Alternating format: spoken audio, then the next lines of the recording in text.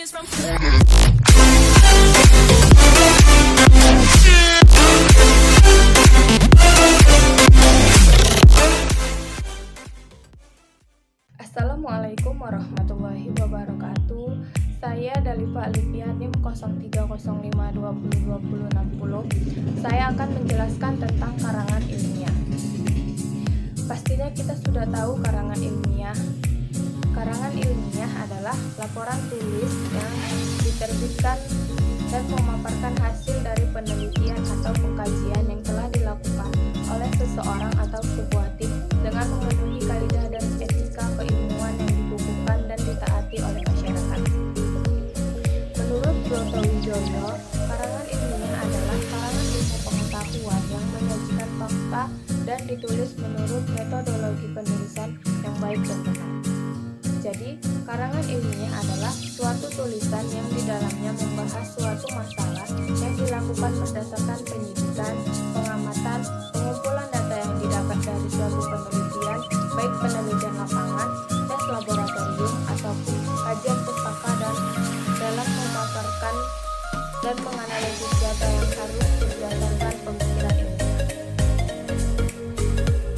Karangan ilmiah memiliki ciri-ciri yaitu satu, sistematis, artinya mengikuti pola pengembangan tertentu, misalnya pola urutan, klasifikasi, kausalitas, dan sebagainya. Yang kedua, objektif, artinya pembahasan suatu hasil penelitian sesuai dengan yang diikuti. Yang ketiga, cermat, tepat, dan benar. Selanjutnya, tidak persuasif, argumentatif, dan emotif. Yang kelima, netral, artinya tidak mengejar keuntungan sendiri atau pihak tertentu. Yang keenam, tidak melebih-lebihkan sesuatu. Ada berbagai macam karangan ilmiah, di antaranya 1. Laporan penelitian. Laporan yang ditulis berdasarkan penelitian, misalnya laporan penelitian yang didanai oleh fakultas dan universitas. Laporan ekskavasi arkeologis yang dibiayai oleh Departemen Kebudayaan. Yang kedua, skripsi. Tulisan ilmiah untuk mendapatkan gelar akademik sarjana strata 1 atau S1. Yang ketiga, tesis. Tulisan ilmiah untuk mendapatkan gelar akademis strata 2 atau S2 yaitu master. Yang keempat, disertasi.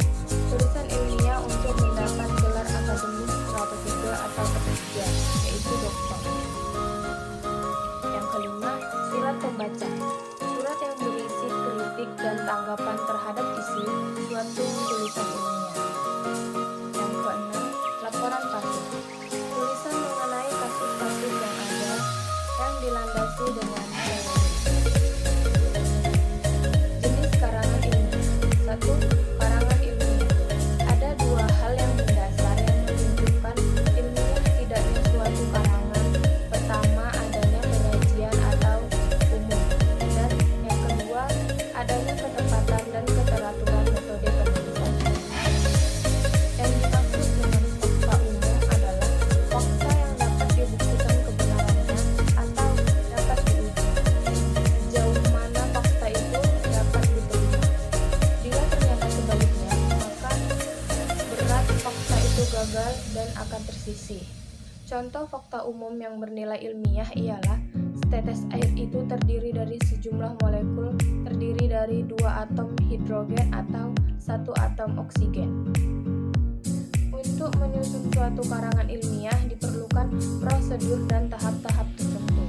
Dalam hal ini, Arifin mengemukakan ada 5 tahap, yaitu tahap persiapan, pengumpulan data, tahap pengorganisasian dan pengonsepan, tahap pemeriksaan atau penyusunan konsep, dan tahap penyajian dan atau pemetikan. Arifin menyatakan bahwa tahap persiapan meliputi pemilihan masalah atau topik, penentuan judul, pembuatan kerangka karangan atau rancangan. Tahap pengumpulan data terdiri atas pencarian keterangan dari bahan bacaan, pencarian keterangan dari pihak-pihak yang mengetahui masalah yang akan digarap, pengamatan langsung ke objek dan percobaan dan pengujian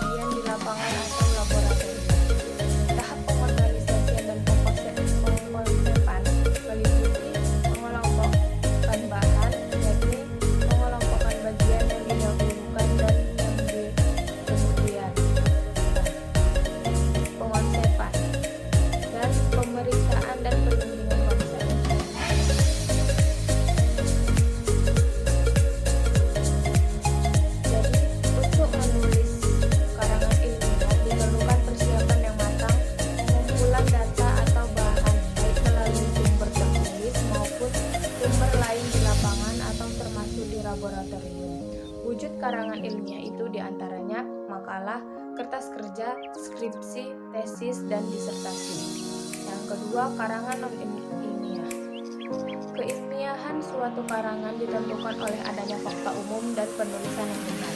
Apabila fakta yang disajikan ialah fakta pribadi, bukan fakta umum, serta ditulis berdasarkan metodologi yang benar, maka hasilnya disebutkan karangan non-ilmiah.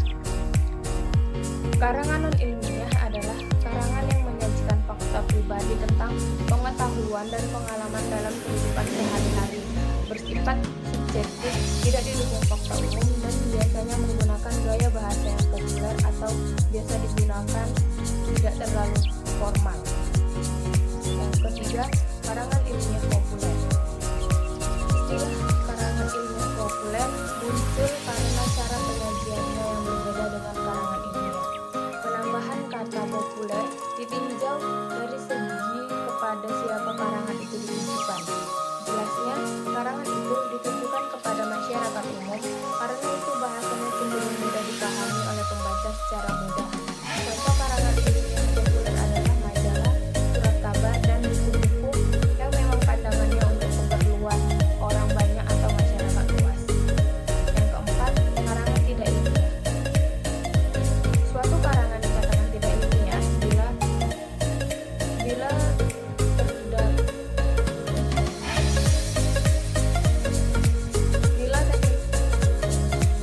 karangan tidak ilmiah. Suatu karangan dikatakan tidak ilmiah bila tertulis berdasarkan metodologi penulisan yang benar.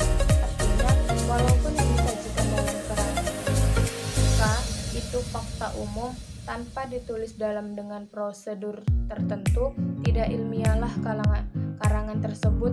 Cara penulisan adalah inti dari keilmiahan suatu karangan dan disusun secara sistematis. Tujuan karangan ilmiah adalah untuk melatih mengungkapkan pemikiran atau hasil penelitiannya dalam bentuk tulisan ilmiah yang sistematis dan metodologis. Yang B, menumbuhkan etos ilmiah di kalangan mahasiswa sehingga tidak hanya menjadi konsumen ilmu pengetahuan tetapi juga mampu menjadi penghasil atau produsen pemikiran dan karya tulis dalam bidang ilmu pengetahuan, terutama setelah penyelesaian studinya. Karya ilmiah yang telah ditulis itu diharapkan menjadi cara transformasi pengetahuan antara sekolah dengan masyarakat atau orang-orang yang berminat membacanya. Yang D, membuktikan potensi dan wawasan ilmiah yang dimiliki mahasiswa dalam menghadapi dan menyelesaikan masalah dalam bentuk karya ilmiah setelah yang bersangkutan memperoleh pengetahuan dan pendidikan dari tulisannya. Yang E, melatih kemampuan dan keterampilan dasar untuk melakukan penelitian. Memberi penjelasan, memberi komentar atau penilaian, memberi saran, menyampaikan sanggahan, serta membuktikan hipotesa. Langkah-langkah pokok pembuatan karya ilmiah, yaitu memilih sebuah pokok topik yang ditulis sesuai dengan minat Anda, minat membaca, arti penting topik, fasilitas, dan kesempatan.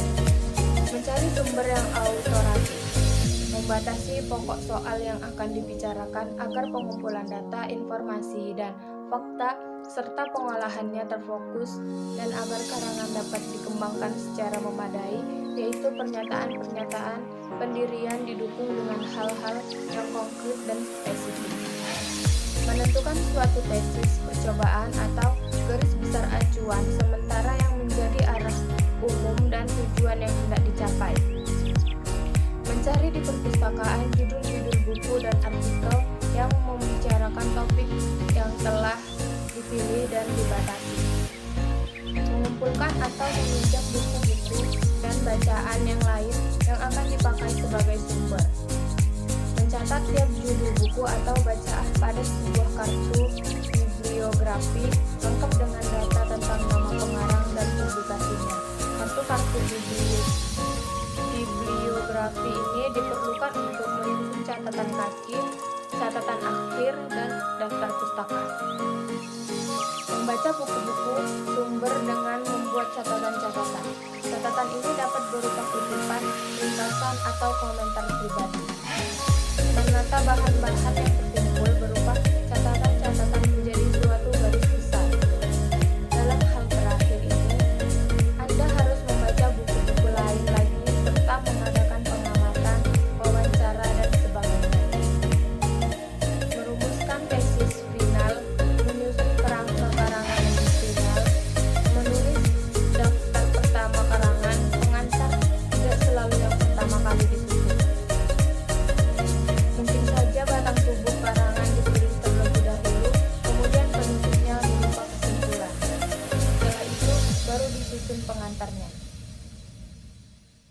Demikian video dari saya, semoga bermanfaat. Assalamualaikum warahmatullahi wabarakatuh.